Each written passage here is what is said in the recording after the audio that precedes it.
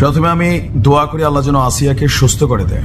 Doctor ইউনূসের সরকার কথায় কথায় সংস্কারের কথা বলে না, আসেন একটা সংস্কার দিয়া আপনার এই সংস্কারের যাত্রা শুরু করেন।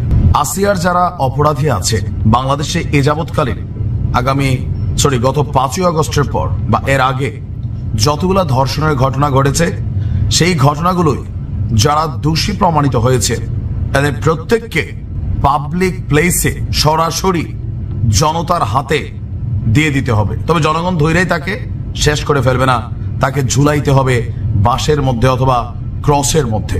তারপর তার নুনুর মাথায় 2 থেকে 3 কেজির একটা ইট বাইধা দিতে হবে, হাত বাইধা দিতে হবে, পা বাইধা দিতে হবে, চিল কাউয়া ঠোকরে ঠোকরে তারে খাবে। সারা বাংলাদেশের ক্যামেরা লাইভ দেখাবে যে একজন ধর্ষকের পরিণতি এদেশের মানুষ কিভাবে করে। অথবা ইসলামের আইন অনুযায়ী কোমর পর্যন্ত গাইরা জনগণের হাতে ছেড়ে দিতে হবে ছোট ছোট পাথরের টুকরি দিয়ে। এই ফাঁসি টাসির দাবি তুইলা আপনি বাংলাদেশের আইন সম্পর্কে যদি জানেন, আইন যদি আইনের গতিতে চলে, আগামী 15 বছরেও এই আসিয়ার যারা অপরাধী এদের শাস্তি হবে না। এদের শাস্তি হোক না হোক, এই যে অথর্ব একজন উপদেষ্টা আছে জাহাঙ্গীর, পাশার নিচে ফেভিকল লাগাইয়া এই যে স্বরাষ্ট্র উপদেষ্টার চেয়ারটার মধ্যে বসছে, এত পরিমাণ আঠা লাগছে এখান থেকে উঠতেই চায় না। গতকালকে রাত থেকে ঢাবি সহ সারা বাংলাদেশ যেখানে উত্তাল, সেখানে এই জাহাঙ্গীর সে বাসার মধ্যে আছে কিনা আমার সন্দেহ লাগছে। 100% শিওর এই উপদেষ্টা বাসা ছেড়ে পালিয়েছে, নয়তো কোথায় এই জাহাঙ্গীর? এই 6 মাসের উপদেষ্টা পদ থেকে পাশা উঠে না, পদত্যাগের চিন্তা আসে না। তাহলে এই সংস্কার যেই সরকার করবে, এদের মাধ্যমে আগামী দিনে কি এক্সাম্পল ক্রিয়েট হবে।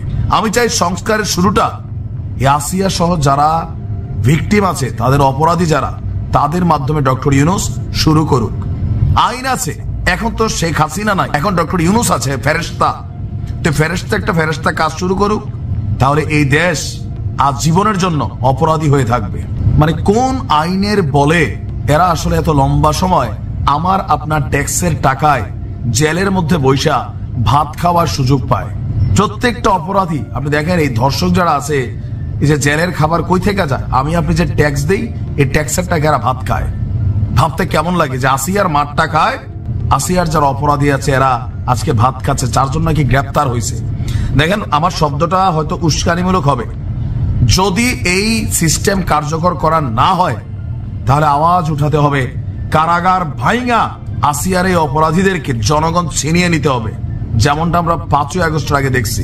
আরেকটা ঘটনা আসলেই ঘটাইতে হবে, যেন সারা বাংলাদেশে আমার আপনার সন্তানের গায়ে হাত দেওয়ার আগে একবার চিন্তা আসে, যেখানে রাষ্ট্র ফেল, যেখানে এই স্বরাষ্ট্র উপদেষ্টারা ফেল, আইন শৃঙ্খলা বাহিনী ফেল, যেখানে আইনের প্যাচ আছে সে আইনের মাইকা ভাব, আমরা কারাগার ভাইঙা আসিয়ার অপরাধীদেরকে এইরকম যারা আছে এদেরকে ছিনাই নিব, নেয়া মাটির মধ্যে কোমর গাইতা দিব। আর নয়তো ওই যে ক্রস সিস্টেম বলে দিছি, এদেরকে একটা টুক্কা দিয়ে একটা গুলি করে মাইরা ফেললে হবে না ভাই। দিন রাত এরা জিন্দা থাকবে, এরা মৃত্যু কামনা করবে, কিন্তু এদের মৃত্যু হবে না, সারা পৃথিবী দেখবে। আপনি বিশ্বাস করেন, একটা শাস্তি জাস্ট এই ওয়েতে দিয়া দেখেন। এদেশে অনেক মব হয়েছে। স্বরাষ্ট্র উপদেষ্টা জাহাঙ্গীরকে 24 ঘন্টার আলটিমেটাম দিচ্ছি আমরা, তুমি পদত্যাগ করো। তোমার মতন অথর্ব উপদেষ্টা কথা বললে মুখ দিয়া সেপ পরে, তুমি পদত্যাগ করো। তোমার কোনো আর সুযোগ নাই এই স্বরাষ্ট্র মন্ত্রণালয়ের গুরুত্বপূর্ণ দায়িত্বটাতে বৈশা চিবাইয়া চিবাইয়া কথা বলা, রাত্রে বেলা ঘুমানো বেটা।